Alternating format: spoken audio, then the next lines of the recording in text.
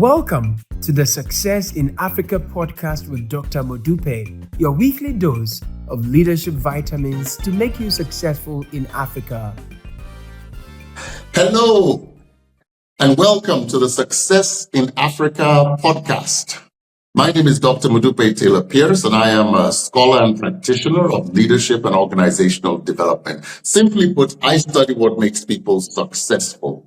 I've been doing this for 3 decades now with a particular focus on people in Africa.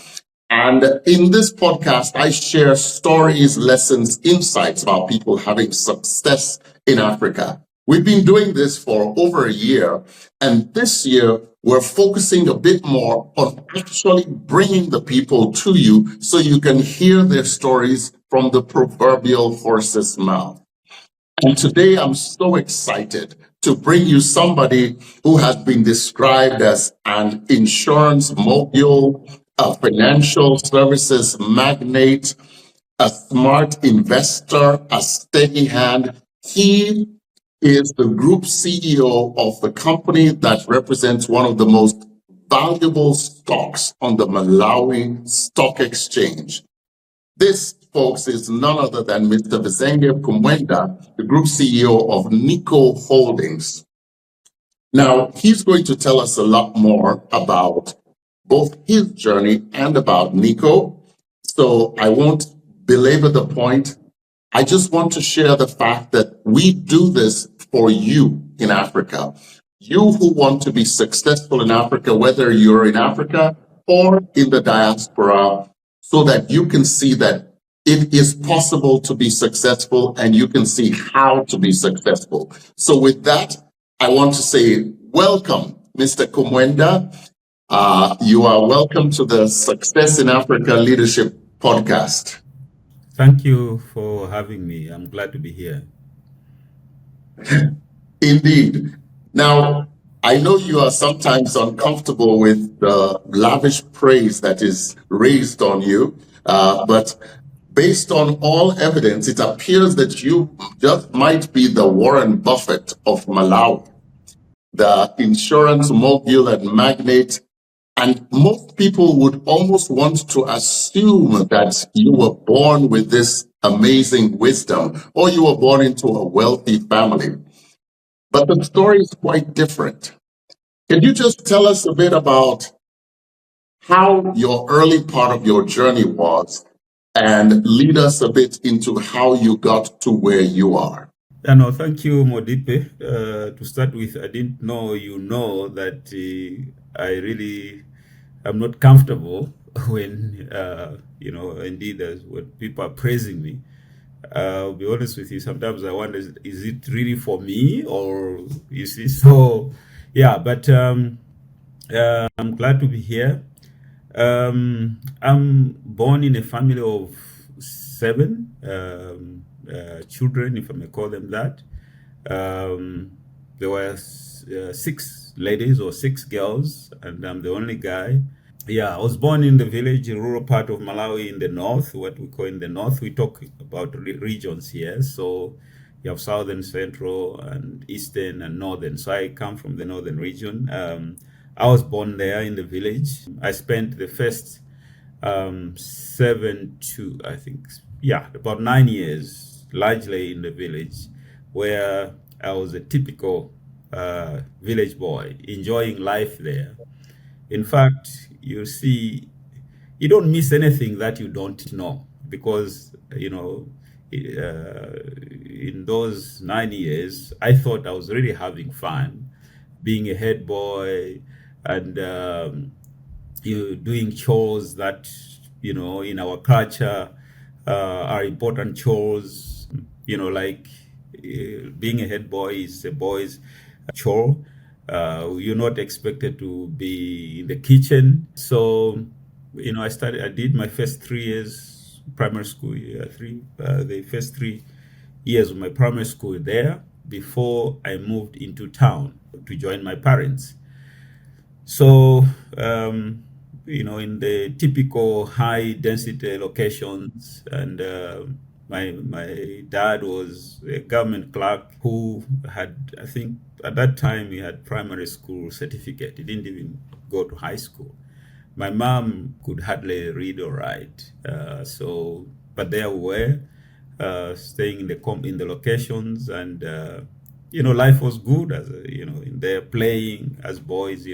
My father, in fact, both my father and mother, but they were very particular about school. In fact, this day, when I look back, I wonder to say they never went far with school themselves. But how come they really were pushing us, to go to school? In fact, if you didn't go to school, you couldn't even think of not going to school because, definitely like me, I would be whipped. So I would go to school, more or less fulfilling their wishes. One thing though, when I was at school, I never really wanted to be like, I wanted to succeed. So I would be home playing, go to school, attend classes. When I come back home, with the educated parents would know that kids need to read, need to do their homework, and so on.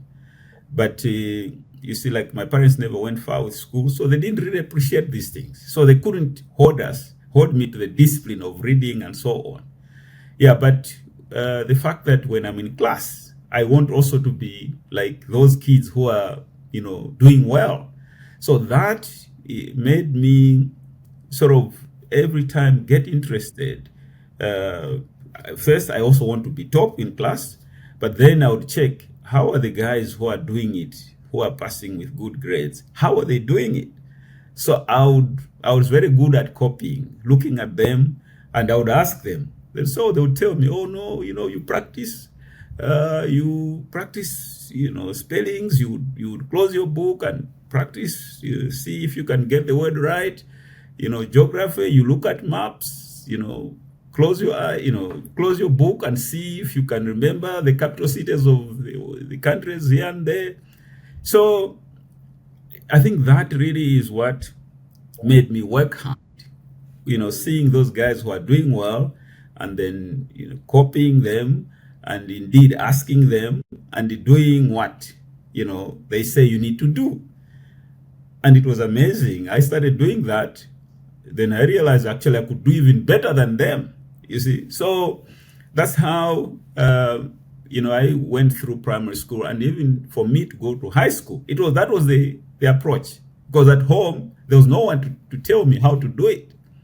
Obviously, my parents were happy when I get prizes at school, but there wasn't much they could do to help. You see, so anyway, then I went into high school. I think first 2 years was more or less the same, but when I got into third year, that's when actually I really started appreciating, the importance of school and what you need to do for you to do well. Yeah, so on the back of that, I recall one of the years I worked very hard was when I was doing my O-levels, and at that time, I had moved in to stay with my sister. Our firstborn sister had moved from my parents because my sister had just graduated with a diploma, so she could afford a slightly better life than what was the case staying with my parents. So when I was doing O-levels, she really said, "Look, you know what? I'll wash your clothes, I'll cook food for you. All you do is work hard at school." And I did that. I passed. I was the top student in my school at the time, and then that's how I went to university to do my Bachelor of Commerce degree in accountancy, which I completed. That was in June 28, 1985. That's when I completed my degree. Started work with one of the auditing firms, but I didn't stay long there because I felt I still needed to. My first degree, I passed with a credit, and I felt hurt because I felt I should have passed with a distinction. But when I look back now, I don't know, but I didn't do enough really to pass with distinction when I look back now. But at that time, I really felt bad. I said, "Look, I don't think this reflects what I'm capable of doing." So I said, I need to pursue, I need to go I need to work for an employer that will help me, go continue with my studies. So that's how I joined Malawi Accountancy, an accountancy college that was set up to provide tuition to, people pursuing accounting professional studies. So I joined there as an assistant lecturer because there I was guaranteed that they would send me for further studies, which they did. They sent me to Scotland to study a master's degree in finance, which I completed. And then at that point, I was hoping after finishing my master's degree, I would I would proceed to do my professional accounting studies. But then my boss said, no, you need to come back. You've got your, postgraduate degree. You need to come back and teach. That didn't sit very well with me because I thought it wasn't consistent with the plans that they had said they had for me. But anyway, I went back home. But what I did was to register immediately for ACCA.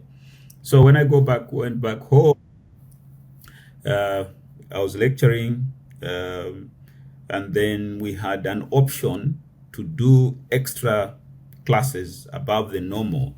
The idea was that, but when you do extra classes, they pay you extra over and above your salary, basic salary. And that was a way of augmenting your remuneration. And it was quite good money, and my colleagues went for it. But for me, I felt I needed to have time to do my professional accounting studies. So I didn't take on those extra classes. And really that was at a cost to me because really, as I said, I was losing out to make money. But I think it was a good decision when I look back, because indeed I was able to focus on my professional accounting studies while I was teaching. And in 1990, I completed. And at that point in time, I felt, I had actually taught for about 5 years, of course, including the years I had gone out for studies. But then I felt, no, I needed to join to have working experience. So fortunately, in those days, jobs, were readily available. And I just reached out to one of the senior accountants in the corporate sector who, within a week, came back and said, look, I had 3 options and I chose one, where I joined my current employers. And that was in 1990 when they recruited me as a deputy CFO. That was a major change because, you see, being recruited as a deputy CFO meant I was a senior executive in the company. I had just, from teaching, and then I became a senior executive in the company. To be honest, Modupe, I didn't know how really I was supposed, because basically I was in charge of producing financial statements. I had never done it in real life. Mm-hmm. Yeah, so they gave me an office, and and then the staff there said, "Oh, boss, you're the boss here." So then they give me files. I really didn't know what to do with these files. So I said, "Okay, what do I do with these files?" I said, "No, when you've looked at them, then you pass them on to this CFO." So I did that, and and that file would come back from the CFO to me, and it would have read everywhere, from the reviews. So now,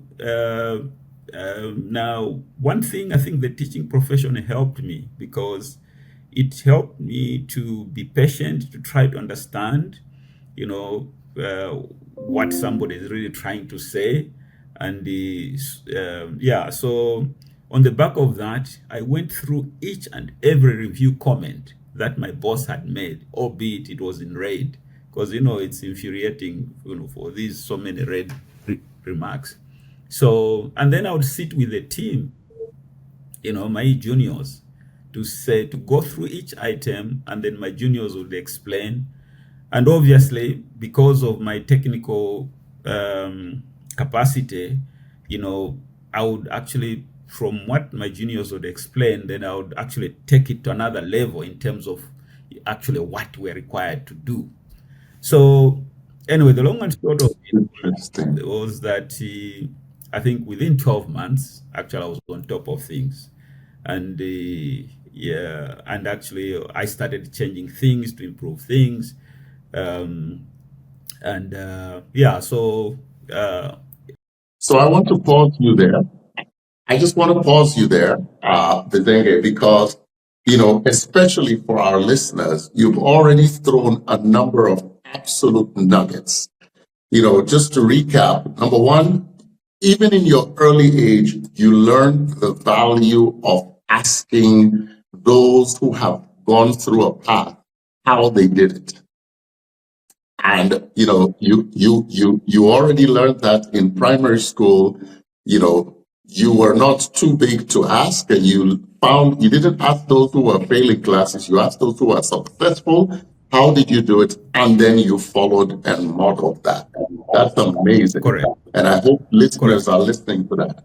The second nugget I'm getting from what you did was you learned instinctively the importance of having to plant a seed in order to harvest. In other words, when your classmates were enjoying money from extra work so that they had money to spend, you looked at the long-term benefit of getting your accounting professional ACCA earlier than them, and you focused on that, which meant that you had to go without some money for a little while. But in the long term, you came out on top because you got your credentials even earlier than them.